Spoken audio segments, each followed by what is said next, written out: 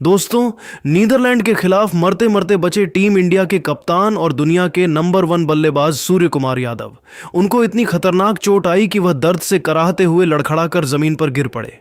सूर्या को बचाने के लिए बीच मैदान पर दौड़ पड़ी डॉक्टरों की टीम और आनन फानन में उन्हें तुरंत मेडिकल चेकअप के लिए ले जाया गया। सूर्या की इस खौफनाक इंजरी से टीम इंडिया और करोड़ों फैंस को तगड़ा झटका लगा है। तो दोस्तों, आखिर कैसे सूर्य कुमार यादव के साथ नीदरलैंड के खिलाफ अहमदाबाद के इस ऐतिहासिक मैदान पर इतना दर्दनाक हादसा हो गया? सूर्या की स्थिति अभी कैसी है और क्या वह आगे विश्व कप में खेलने लायक बचे हैं या नहीं, यह पूरी जानकारी हम आपको इस स्क्रिप्ट में जरूर बताएंगे। लेकिन दोस्तों, उससे पहले आप सभी को क्या लगता है, सूर्य कुमार यादव और रिंकू सिंह में से कौन है सबसे तूफानी फील्डर? नीचे कमेंट करके जरूर बताइए। दोस्तों, आपको बता दें कि भारत और नीदरलैंड के बीच अहमदाबाद के नरेंद्र मोदी स्टेडियम में T20 विश्व कप का 26वां मुकाबला खेला जा रहा था। इस रोमांचक मुकाबले में कप्तान सूर्या ने टॉस जीतकर पहले बल्लेबाजी का फैसला किया था। भारतीय बल्लेबाजों ने शानदार प्रदर्शन करते हुए नीदरलैंड के गेंदबाजों की धज्जियां उड़ा दी। शिवम दुबे ने तूफानी बल्लेबाजी करते हुए महज 25 गेंदों पर अपना अर्धशतक पूरा किया और 66 रनों की यादगार पारी खेली। उनके साथ कप्तान सूर्या ने 34 रन और तिलक वर्मा ने 31 रनों की शानदार पारियां खेलीं। भारत ने पहले बल्लेबाजी करते हुए 20 ओवर में 6 विकेट पर 193 रनों का विशाल स्कोर खड़ा किया। नीदरलैंड के लिए आर्यन दत्त ने 2 विकेट लिए, लेकिन भारतीय बल्लेबाजों के आगे उनका कोई भी गेंदबाज टिक नहीं सका। लक्ष्य का पीछा करने उतरी नीदरलैंड की टीम भारतीय गेंदबाजी के सामने संघर्ष करती दिखी। वरुण चक्रवर्ती ने अपनी फिरकी का जादू दिखाते हुए 3 विकेट झटके, वहीं शिवम दुबे ने भी बल्ले के बाद गेंद से कमाल करते हुए 2 सफलताएं हासिल की। मैच पूरी तरह से भारत की मुट्ठी में था, लेकिन तभी पारी के 19.2 ओवर में एक ऐसा भयानक हादसा हुआ जिसने पूरे अहमदाबाद के स्टेडियम को स्तब्ध कर दिया। शिवम दुबे गेंदबाजी कर रहे थे और बल्लेबाज जैक लायन कैशे ने एक्स्ट्रा कवर की दिशा में एक ऊंचा शॉट खेला। कप्तान सूर्या गेंद के नीचे आने के लिए पीछे की ओर भागे और उन्होंने कैच के लिए कॉल भी किया, लेकिन दूसरी तरफ से डीप मिड विकेट से रिंकू सिंह भी उसी कैच को पकड़ने के लिए पूरी रफ्तार से दौड़ पड़े। दोनों खिलाड़ियों की नजर सिर्फ गेंद पर थी और इसी बीच सूर्या और रिंकू के बीच एक जबरदस्त टक्कर हुई जो किसी रग्बी टैकल से कम नहीं थी। यह टक्कर इतनी जोरदार थी कि सूर्या हवा में ही संतुलन खो बैठे और गेंद सीधे उनके हाथों से छिटककर उनकी छाती पर जा लगी। सूर्या हेलमेट सहित लड़खड़ाकर जमीन पर गिर पड़े और दर्द से बुरी तरह कराहने लगे। मैदान पर सन्नाटा छा गया क्योंकि सूर्या की छाती पर गेंद इतनी तेजी से लगी थी कि वह कुछ पलों के लिए सांस तक नहीं ले पा रहे थे। लगा जैसे गेंद उनके चेहरे या गले पर लग सकती थी, जिससे वह मरते मरते बचे। तुरंत दोनों टीमों के फिजियो और मेडिकल टीम मैदान की ओर दौड़ी। खेल करीब 8 मिनट तक रुका रहा।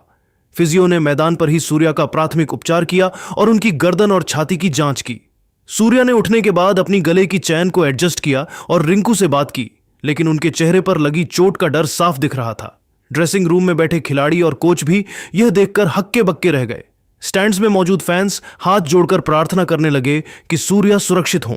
मेडिकल रिपोर्ट्स के मुताबिक सूर्या की छाती पर गेंद लगने से काफी सूजन आई है और उन्हें सांस लेने में तकलीफ महसूस हुई थी। यह हादसा इतना खतरनाक था कि अगर टक्कर थोड़ी और ऊपर होती तो सूर्या का क्रिकेट करियर भी खतरे में पड़ सकता था। इस हादसे के बाद भी सूर्या ने अपनी हिम्मत दिखाई और मैच को पूरा किया। भारत ने अंत में नीदरलैंड को 17 रनों से हराकर अपनी लगातार 12वीं जीत दर्ज की, लेकिन जीत के जश्न के बीच सूर्या की इंजरी ने सबको चिंता में डाल दिया है। मैच के बाद हार्दिक पांड्या की गर्लफ्रेंड माहिका शर्मा भी मैदान पर पहुंची और उन्होंने हार्दिक के पैर छूकर सम्मान किया, लेकिन उनका ध्यान भी सूर्या की सेहत पर था। उन्होंने जीत की बधाई के साथ सूर्या के जल्द ठीक होने की कामना की। माहिका ने अपने बयान में कहा कि हार्दिक की मेहनत और टीम इंडिया का जज्बा बेमिसाल है, लेकिन खिलाड़ियों की चोट देखकर दिल बैठ जाता है। उन्होंने भारतीय संस्कारों को निभाते हुए हार्दिक का हौसला बढ़ाया और इस जीत को यादगार बना दिया।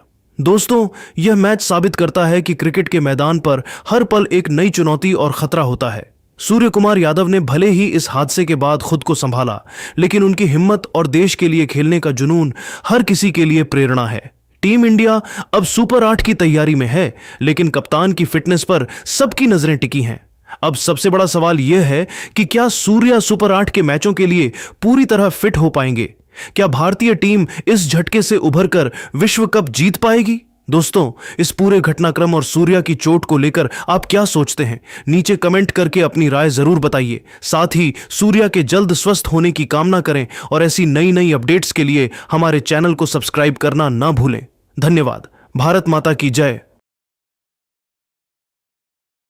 नमस्कार दोस्तों, आज अहमदाबाद के ऐतिहासिक और विशाल नरेंद्र मोदी स्टेडियम में आईसीसी टी20 वर्ल्ड कप 2026 के 36वें महामुकाबले में क्रिकेट जगत की सबसे बड़ी शक्ति भारत और नीदरलैंड्स की टीम के बीच एक ऐसी जबरदस्त भिड़ंत हुई जिसने क्रिकेट के हर बने बनाए समीकरण को पूरी तरह से हिलाकर रख दिया है। इस रोंगटे खड़े कर देने वाले मैच के अंत में जो करिश्मा हुआ, उसने न केवल मैदान पर मौजूद दर्शकों को बल्कि पूरी दुनिया को दांतों तले उंगली दबाने पर मजबूर कर दिया है। जैसे ही यह निर्णायक मुकाबला शुरू हुआ, अहमदाबाद का उत्साह 7वें आसमान पर पहुंच गया था, जहां भारतीय कप्तान सूर्य कुमार यादव ने टॉस जीतकर पहले बल्लेबाजी करने का एक बेहद साहसी और चौंकाने वाला फैसला किया। भारतीय कप्तान सूर्य कुमार यादव ने टॉस जीतकर पहले बल्लेबाजी करने का साहसी फैसला लिया, लेकिन नीदरलैंड्स के गेंदबाजों ने शुरुआत में ही वो प्रलय मचाया जिसने पूरे स्टेडियम को सन्न कर दिया। अहमदाबाद के भव्य और विशाल नरेंद्र मोदी स्टेडियम के उस विद्युत से भरे तनावपूर्ण वातावरण में जब लाखों दर्शकों की निगाहें मैदान के बीचों बीच टिकी थीं, भारतीय पारी का आगाज करने के लिए अभिषेक शर्मा और ईशान किशन की युवा और विस्फोटक सलामी जोड़ी मैदान पर उतरी, जहां नीदरलैंड्स के कप्तान स्कॉट एडवर्ड्स ने एक अत्यंत साहसी और रणनीतिक फैसला लेते हुए अपने मुख्य स्पिनर आर्यन दत्त पहले ओवर में ही नई गेंद के साथ अपनी कसी हुई स्पिन गेंदबाजी के साथ आक्रमण पर तैनात कर सबको पूरी तरह से चौंका दिया।